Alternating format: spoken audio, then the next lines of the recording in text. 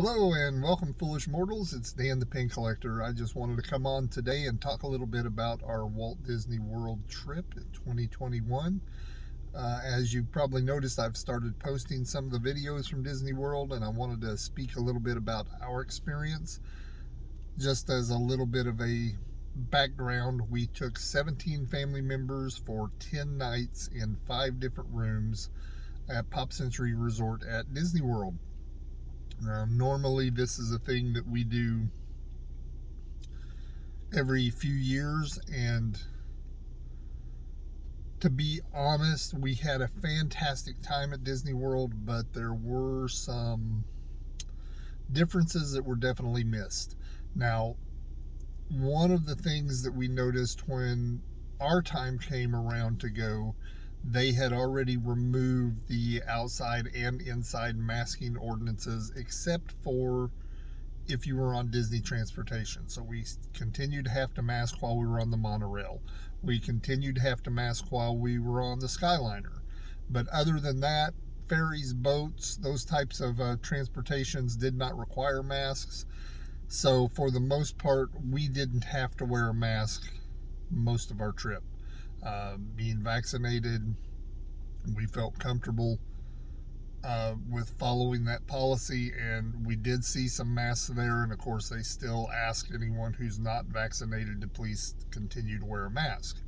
That said, going June the 17th through June the 27th, it was hot, staggering hot at times, and I'm not sure whether or not, at least myself and probably others in my family, would have been able to tolerate wearing a mask all the time in the parks, on the rides, everywhere that they were required before. So we're very thankful that that had been lifted by the time that we went, and it made for a lot more comfortable trip. For the most part, we had a fantastic time. Disney World is Disney World. However, again, there were some glitches because of the COVID restrictions still, and I'm sure staffing for all that matters. There are still lots of locations that are closed down. It felt like a lot of the snack carts and those types of things were not operating. It was a little bit more difficult to run around and just find snack type food throughout the parks. The quick service restaurants were mobile order, or really pushing for mobile order.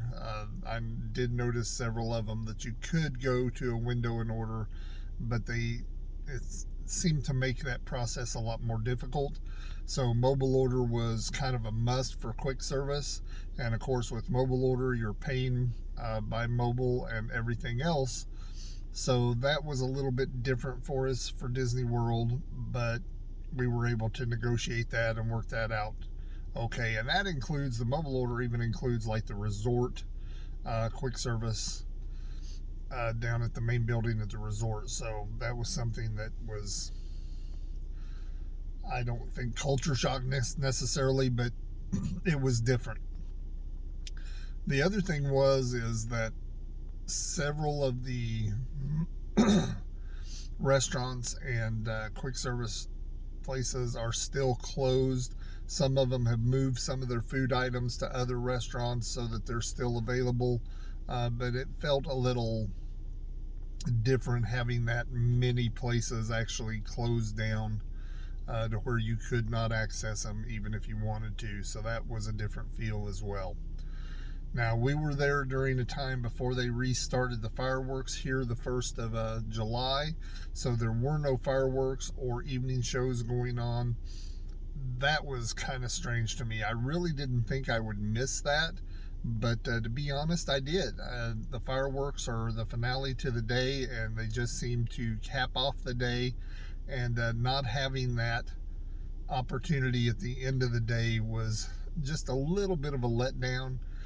We had some of the members of our family who it was their first trip to Disney World, and I just hated that they didn't get that experience either. And so, you know, things like Fantasmic and Hollywood Studios and the fireworks at Magic Kingdom, Epcot, and of course the parks are closing early right now, so we didn't have the opportunity, except for Epcot, to be there much after dark anyway. Magic Kingdom, we were there a little bit after dark with them closing at 9 p.m., but not long after dark it was time to exit the park. But we were able to see at least the lights come on and those types of things at the Magic Kingdom park. Parades were another thing.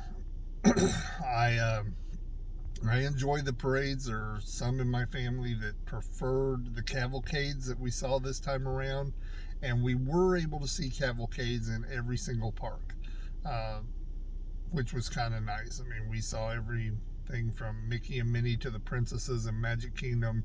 We saw the water cavalcades with Chip and Dale and Goofy and several of the Donald Duck type characters. In Animal Kingdom, in Epcot, we saw the Pixar cavalcade and a princess cavalcade there as well. And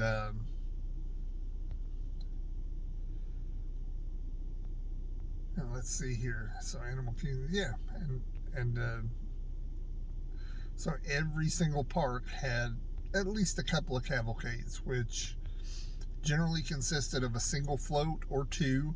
In Epcot, it consisted of the motor vehicles. We got to see the Buzz Lightyear Camaro, which was kind of cool, but it wasn't a parade.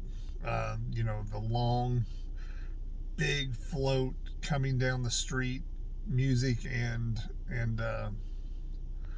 everything following the parade. It wasn't that type of experience. I did enjoy the cavalcades, but I'll be glad when the parades can get back.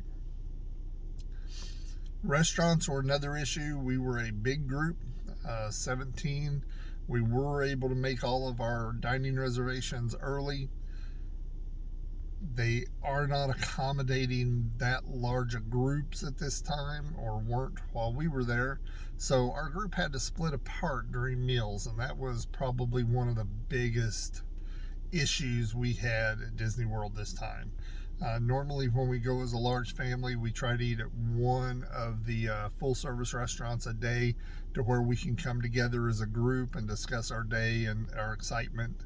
But this time we had to split apart, and even though our times were close to the same, we weren't able to be seated together, and it just felt really disconnected for us. So hopefully they'll be able to do that again soon. And I understand a lot of people don't like having big groups booked, but again, that's part of our experience anyway, and something that we really enjoyed, and was really a disappointment that we weren't able to do that. And then also, of course, one of our favorite restaurants at Disney World, Ohana, is still closed and under refurbishment, so took a little bit more away from the trip there also. We were able to do everything we wanted to do at Magic Kingdom this time around, as far as attractions, get a day at Disney Springs, play at the resort a little bit. So overall, we had just a fantastic trip. But for those of you who are planning trips, you know, take a peek and look and see what's available now, what they've reopened, what is reopening by the time your trip comes around. That would be my suggestion. Make sure that it's going to have the amenities and the items going on that you feel like are a must-do and not a deal breaker for your particular situation. Again, we drove 1,000 miles, 1,100 miles each way for the vacation. We spent a large amount of time with a large group, so there were some disappointments, but all in all, I'm going to say I'll give it an 8 out of 10. I'm glad to see that they are starting to reopen up and get things moving. So enjoy your Disney World trip. If you have any comments, or if you've had an experience that you think needs to be said here, leave them down below. If you're a subscriber already, thank you for coming back and giving me a few minutes of your time. If you're not a subscriber though, hit that subscribe button. I'd love to have you as a new friend. All of my videos are just straight through, not edited. as you can see when I drop the camera a little bit. But we just try to get on here and show you how life's going. Hope you guys have a great day, and don't let a ghost follow you home.